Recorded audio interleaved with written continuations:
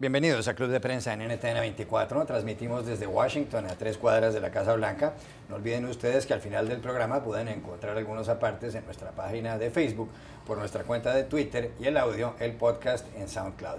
Y más adelante, en algunos minutos, estaremos hablando también sobre esta visita del Papa Francisco al Ecuador. Les doy la bienvenida a los invitados hoy. En primer lugar, la corresponsal de Mediaset, Dori Toribio. Bienvenida a esta mesa. Gracias. Pablo Pardo, corresponsal del Mundo de Madrid, bienvenido también. Muchas gracias. Y Muni Jensen, analista política del Club de Prensa, bienvenida a este programa. Gracias. Y Pablo, quiero empezar con usted porque la noticia más importante de las últimas horas, sobre la cual ha escrito usted muchísimo, tiene que ver con la situación económica en Grecia. Ayer domingo se llevó a cabo el referendo que había convocado el gobierno del partido Syriza, que está en el poder desde finales de enero, encabezado por el primer ministro Alexis Tsipras. Lo que Tsipras les preguntaba a los ciudadanos, o lo que se les preguntaba, es si estaban de acuerdo con las condiciones que impone la Troika, es decir, el Fondo Monetario Internacional, el Banco Central Europeo y la Comisión Europea, para dar un nuevo rescate económico a Grecia. Ya le han prestado 240.000 millones de euros desde el año 2010 a Grecia. En esta ocasión, Grecia está debiéndoles cerca de 30.000 millones de euros a estas entidades. Tenía que hacer un pago de 1.508 millones de euros el pasado 30 de junio, pago que no hizo, por lo cual está en situación de morosidad. La Troika le ha dicho a Grecia, hombre, no hay ningún tipo de negociación mientras usted no se acoja a unas exigencias que le estamos planteando, como por ejemplo subir la edad de jubilación o como por ejemplo aumentar ciertos impuestos. Lo cierto del caso es que rotas esas negociaciones se convocó el referendo y ganó el no con un 61% de los votos. Una victoria arrolladora para el señor Tsipras. Le han dicho que no a la Troika, que no quieren más austeridad. Él sí obtuvo el 39% de los votos. Yanis Varoufakis, el ministro de Finanzas, el ministro de Economía, renunció en las últimas horas y en su blog publicó un texto titulado Ministro no más, y él dice que la idea con esto es facilitar las negociaciones que tendrán que venir ahora entre Tsipras y Angela Merkel, la jefa del gobierno alemán, François Hollande, el presidente de Francia, y los líderes de la Unión Europea. La pregunta que se hace todo el mundo es, bueno, ¿y ahora qué va a pasar? Bueno, en primer lugar, lo que parece claro es que los griegos, en realidad, aunque ellos no lo saben, han votado por la austeridad. Por la austeridad porque se han quedado, como diréis, en América Latina sin un peso, o en Europa sin un duro o sin un euro. Es decir, Grecia está completamente aislada de la economía mundial. Si la Unión Europea y si el Banco Central Europeo no mantienen el flujo de dinero a Grecia, en Grecia no va a haber dinero para pagar pensiones ni para pagar funcionarios. Yo creo que los funcionarios griegos cobran esta semana o la que viene. Ahora mismo no creo que haya dinero para pagarles, con lo cual dentro de 1 o 2 semanas es probable que veamos, no me extrañaría, incluso bancos ardiendo en Grecia. Un poco como pasó en Argentina, cuando el famoso Cocalito en el año 2001. Con lo cual, ¿qué puede pasar? Vamos a ver, la Unión Europea lo que quiere es que Tsipras se vaya, literalmente. Alemania quiere que Tsipras se vaya, del mismo modo que echaron a Berlusconi, y quieren otro gobierno en el cual no esté Syriza. Y no parece que vayan a negociar de ninguna manera, y tampoco a negociar de buena fe.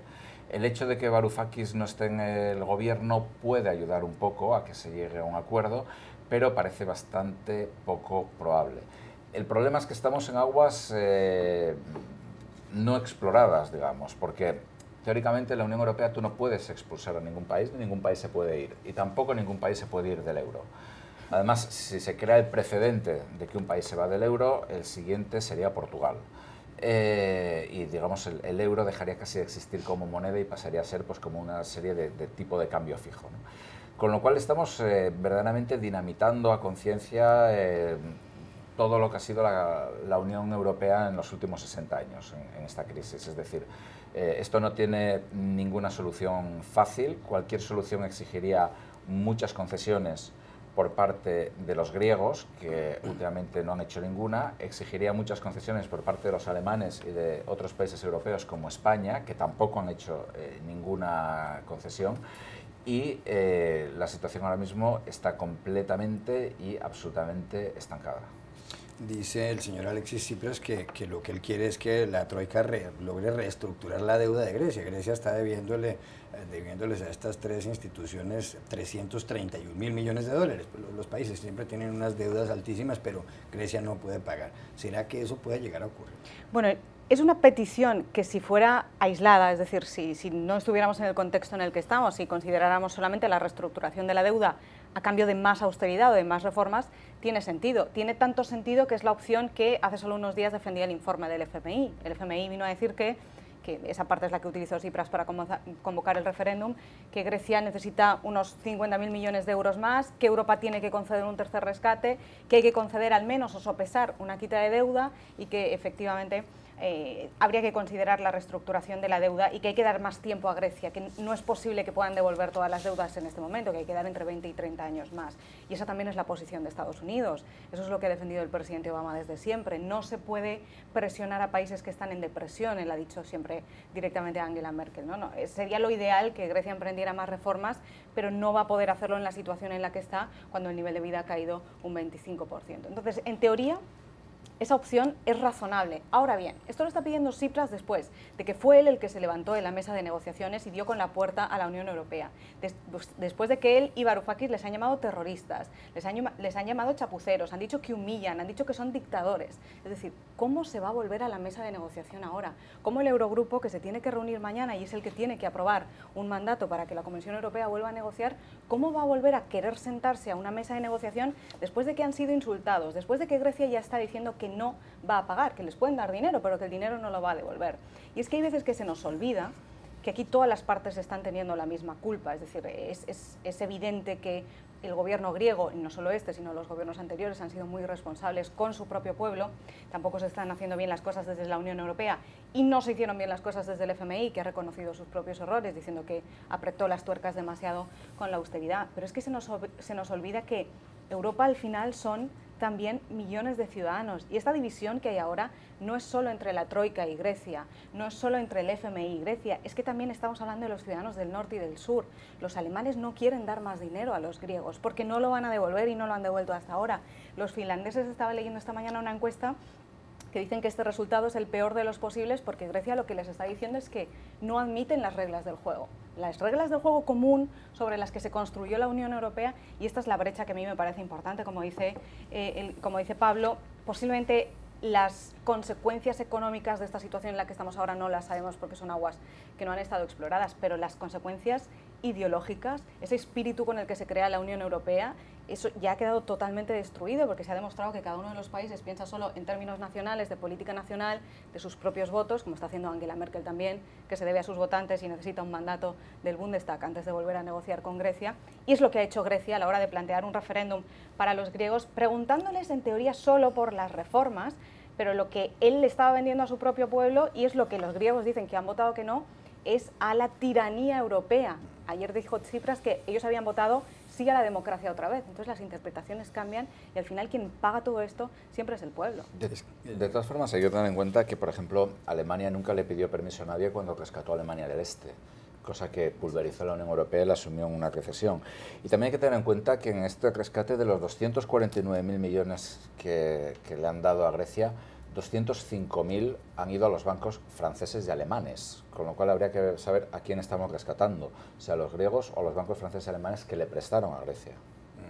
Es que la situación en Grecia, bueno, en primer lugar es verdad que Yanis Varoufakis llamó terroristas o dijo que era terrorismo en una entrevista con el periódico El Mundo de Madrid el fin de semana, le llamó terrorismo a lo que estaba haciendo, según él, la Troika con Grecia, un país que tiene 11 millones de habitantes, pero la situación está tan grave que es que la semana pasada solo se permitía que cuando una persona iba a un cajero automático pudiera retirar un máximo de 60 euros, esta semana se permite que retire solamente 20 euros.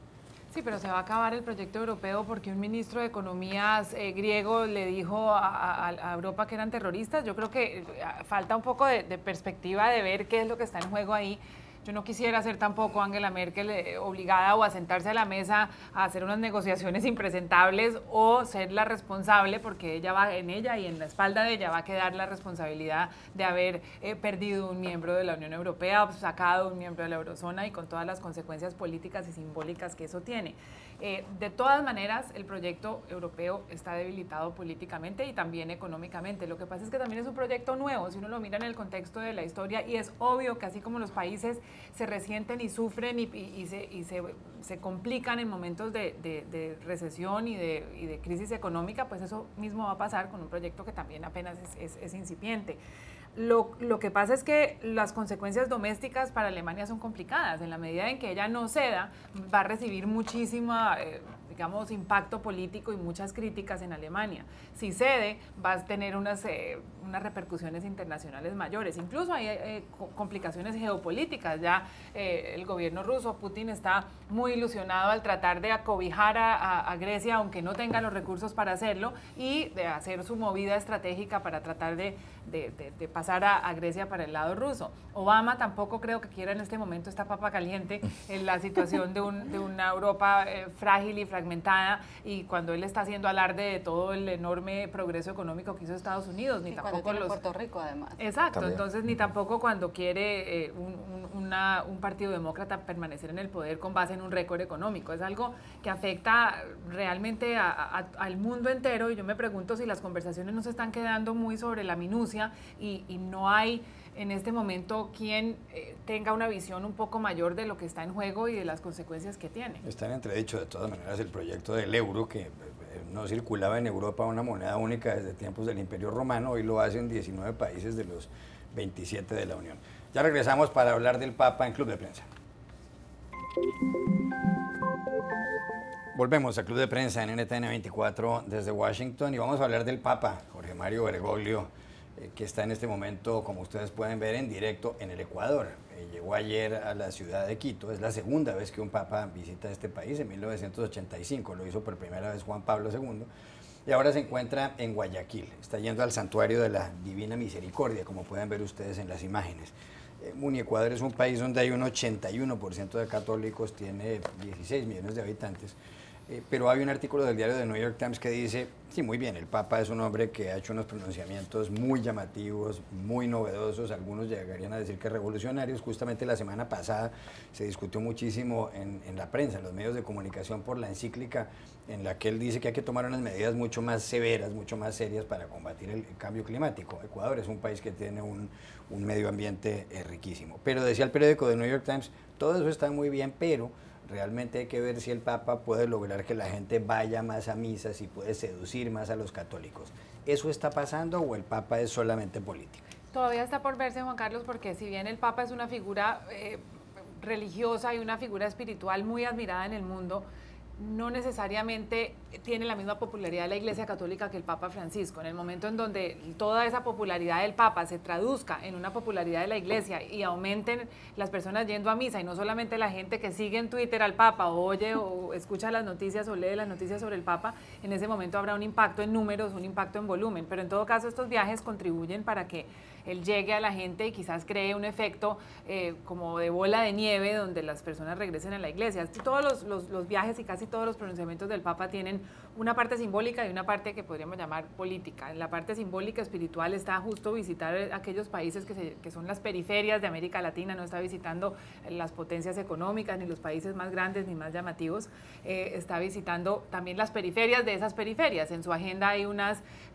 reuniones que no son necesariamente con los círculos de poder, tiene solamente una visita privada con un pues con un amigo de él, un viejo jesuita, y muestran realmente ese compromiso del Papa con los menos favorecidos y ese mensaje de desigualdad. Lo peligroso es que estos líderes latinoamericanos de izquierda izquierda bastante represiva, por cierto, izquierda que reprime a la prensa, por ejemplo, como hace el gobierno ecuatoriano, se están arropando en esta visita del Papa para fines políticos y lo están convirtiendo como una especie de aval y una forma de legitimar su régimen, cuando en realidad pues no necesariamente eso coinciden del todo las políticas de Correa con lo que está predicando el Papa. Eso está pasando, Delito Toribio, porque Rafael Correa, el presidente de Ecuador, que en efecto ha tenido muchos problemas con la prensa, y la cuestiona muchísimo, y la censura, según han dicho varios organismos internacionales, pues tiene una desaprobación en este momento del 45%, todo como consecuencia de que ha presentado 2 proyectos de ley, los ha tenido que retirar para grabar, para imponer tributos a las herencias y a lo que se llaman también las plusvalías. 45% pues es alto porque ha tenido una popularidad también muy elevada. Es verdad que otros presidentes de la región tienen una desaprobación mayor que esa, pero es alto. ¿Se está aprovechando Correa del viaje del Papa? Lo está intentando, lo que yo no sé si le va a salir bien, porque una de las primeras imágenes que yo recuerdo de la llegada del Papa estos días es un montón de ciudadanos corriendo detrás del bus, cantando o gritando consignas en contra de Correa, precisamente por todo el tema de los impuestos. Es decir, yo creo que esa era la intención. También he leído que ha bajado bastante el perfil de la primera misa en Guayaquil y pretendía invitar a todos los líderes de la región, y ahora lo ha dejado en una cosa más local, porque lo que tiene este Papa, y es algo que decía Muni ahora, que su mensaje no solo es espiritual, sino también tiene siempre una parte política, es que a cada sitio al que va o a cada líder al que recibe, les está haciendo enfrentarse a sí mismo. Lo hizo con Maduro, bueno, cuando Maduro al final canceló la visita, pero no va a dejar solo su mensaje en la parte espiritual, les va a decir también lo que están haciendo en sus países y cómo sus países están en este momento. Y es lo que está haciendo exactamente la visita del Papa en Ecuador, de momento de una manera quizá más accidental, la propia visita, pero también una de las primeras cosas que le dijo el Papa Francisco a Correa fue: me está citando usted demasiado, es decir, está usted aprovechando demasiado mi mensaje cuando tiene los problemas que tiene ahora mismo en el país, no solo con la libertad de expresión, sino también con todo el tema de las protestas económicas. Entonces él lo hace de esta manera que estoy segura que quiere hacerlo así, que quiere lanzar ese mensaje político así, pero hace que cada uno de los países se tenga que enfrentar a lo que son, o sea que va a ser muy difícil que intenten agrandar o aprovechar o asimilar la visita del Papa, porque creo que este Papa es precisamente de los que no se deja. Pablo Pardo. Sí, bueno, yo creo que por un lado el Papa tiene evidentemente un mensaje político, pero muchos papas lo han tenido. O sea, el catolicismo, la fe católica es bastante política, y el cristianismo en general. Hay que recordar, Juan Pablo II tenía casi el mensaje opuesto, es decir, recordemos sus visitas a Nicaragua en los años 80, cuando se enfrentaba con Ernesto Cardenal y con los representantes de la teología de la liberación, que hoy en día están mucho más contentos con Bergoglio. Entonces, sí, y luego también hay cualquier líder político. Si viene un líder internacional que es muy popular, como es el caso de Francisco, pues lógicamente se va a intentar pegar a él, ¿no? Lo que comentaba Muni del New York Times a mí me parece muy interesante, es decir, porque yo creo que más o menos en Occidente desde hace 400 años la secularización avanza y avanza y avanza y avanza, y casi da igual quién sea el Papa. Es decir, este Papa a lo mejor puede frenarla, este Papa puede hacer la Iglesia un poco más popular, etcétera, pero es decir, hay que ser claros, es decir, la Iglesia Católica cada vez tiene menos poder, cada vez tiene menos fieles, cada vez va menos gente a misa. En el mundo desarrollado, pero en continentes como África y Asia siguen los números. En África sí, pero bueno, por ejemplo, en América Latina yo creo que también la secularización está creciendo poco a poco. En África yo creo que es una cosa diferente. Pero vamos, entonces digamos que, bueno, esta idea, además es que el Papa Francisco ha dicho muchas cosas que hacen que le caiga bien a los que no son católicos, no a los católicos, entonces, o a ciertos católicos, o a ciertos católicos. Sí, el Papa del Pueblo, el Papa de los pobres, sí, efectivamente, sí, a un sector, sí. En eso tiene razón. Entonces, bueno, yo creo que, desde luego que es muy difícil, digamos, lograr que hoy en día más gente vaya a misa. No solamente a una iglesia católica, sino a una iglesia protestante, anglicana o lo que sea. Creo que es un fenómeno que pasa en todo Occidente y que es bastante estructural. El Papa después irá a Bolivia y a Paraguay, regresará al Vaticano y más adelante en septiembre estará aquí en Estados Unidos, donde justamente está invitado a una sesión conjunta del Senado y la Cámara de Representantes en el Capitolio. Y donde va a hacer santo a un español. Y la misa en español. A Fray Junípero Serra, efectivamente.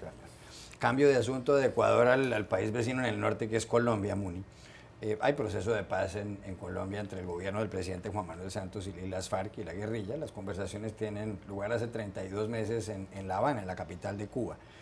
El jefe negociador del gobierno, Humberto de la Calle, un hombre que fue vicepresidente de la República y embajador en España, embajador en la OEA, ministro además, y un experto abogado constitucionalista, dio una entrevista más bien inusual a un periodista muy reconocido en Colombia, Juan Gozaín, que fue director de RCN, la radio, y además la entrevista ha aparecido en muchos medios de comunicación. Las conversaciones en este momento pasan por un periodo crítico porque realmente no avanzan. Los señores de las FARC de momento no han querido aceptar una pena privativa de la libertad para los delitos que han cometido, pero lo que sorprende es que de la Calle, en otra entrevista con Juan Gozaín, dice la siguiente frase. Él dice en primer lugar que puede que el proceso de paz, las conversaciones duren poco más, para bien o para mal. Y hay una frase que dice, es posible que un día de estos las FARC no nos encuentren en la mesa de La Habana. ¿Es esta una amenaza del gobierno? ¿Está ya diciendo que hay que ponerle un plazo a las conversaciones, ponerles un plazo y que los de las FARC deben darse prisa o que si no la otra opción es la guerra? Sí, y es una reacción también a la encuesta de la semana pasada que comentamos aquí, donde sale bastante mal parado el proceso de paz y también paralelamente el presidente Santos. Si yo fuera el presidente Santos, al escuchar los resultados de esta encuesta y el artículo crítico que salió en The Economist la semana pasada, también me habría sentado con los principales personas de confianza a ver cómo manejar esta situación y cómo responder a esta encuesta y tratar de superar el momento malo que pasa el proceso de paz y la presidencia de Santos, y quizás hizo lo mejor que podía hacer, y era sacar al negociador de paz a decir cosas que los colombianos en este momento quieren oír. Y es una entrevista que se exigió también cuando se la dio al periodista Juan Gozaín como condición que se publicara en todos los medios, es decir, con un disparo pues pegarle a todos los medios colombianos. Y dijo, como usted dice, que se está acabando el proceso de paz para bien o para mal, que pasa por su peor momento, que fue una admisión de que realmente, pues, de algo que los colombianos ya sabían. Y tocó muchos temas muy sensibles, como el tema de la justicia transicional. Aseguró que de alguna manera u otra los guerrilleros van a pagar unas penas y no va a haber impunidad. Habló también de la extradición, dijo que había mecanismos para que la extradición de los guerrilleros de repente no se llevara a cabo en este momento, sino que obrara la justicia colombiana. Habló realmente de todos los temas sensibles en este proceso. Falta ver si realmente esa entrevista, que fue muy buena, muy completa y hasta cierto punto pues alentadora, es solamente la respuesta a una crisis de gobierno o si es realmente un giro en la posición de los negociadores del gobierno frente a las FARC. Ya regresamos a Club de Prensa. Volvemos a Club de Prensa en NTN 24. Dori, en España entró en vigor el miércoles de la semana pasada la Ley de Seguridad Ciudadana, pero muchos medios de comunicación la califican de ley mordaza. Fue aprobada solamente por el Partido Popular, que está en el gobierno y está encabezado por Mariano Rajoy. Y según esta ley, por ejemplo, se castiga a alguien que se manifieste junto al Congreso de los Diputados o al Senado, y a alguien que tome una fotografía de un policía, entre otras cosas. Y es curioso porque Amnistía Internacional y muchas ONGs han dicho que no hay derecho a que esto pase porque a veces esos videos que se toman en un teléfono evitan que haya excesos policiales. Bueno, además esta ley, que no solo los medios llaman ley mordaza, también muchos ciudadanos, ha estado muchos meses debatiéndose en el Congreso y es decir, esto aún se ha quitado muchísimas enmiendas que había más todavía peores. Y la razón por la que hay tantas protestas contra la llamada ley mordaza es porque criminaliza la desobediencia, la ciudadana y la mediática, y ahí es donde entramos en un territorio peligroso y de ahí todas las reacciones de las organizaciones internacionales. Esta ley obstaculiza el ejercicio del periodismo y básicamente lo que está diciendo el gobierno español es, bueno, podéis decir lo que queráis, pero tenéis que pagar. Es decir, se está comercializando o privatizando la libertad de expresión. Lo que se hace es plantear ciertas multas. Entonces, uno puede decir lo que quiera, pero va a tener que pagar unas multas que van desde 100 euros a 600.000 en los casos que se comparan con penas criminales. Entonces, hay partes que son y estas son las más polémicas. Por ejemplo, si una convocatoria no está aprobada, una convocatoria de manifestación no está aprobada por el gobierno, entonces los periodistas en las redes sociales tampoco pueden lanzar mensajes, ni tweets, ni en Facebook, ni en ninguna de las redes sociales sobre estas convocatorias, cuando estas convocatorias en algunos casos son muy importantes o cuando los periodistas no tienen por qué ser parte de la propia manifestación, sino están informando sobre ella. Es decir, hay una línea muy peligrosa ahí que está vulnerando la libertad de expresión y el ejercicio del periodismo, y de ahí el nombre de la ley mordaza.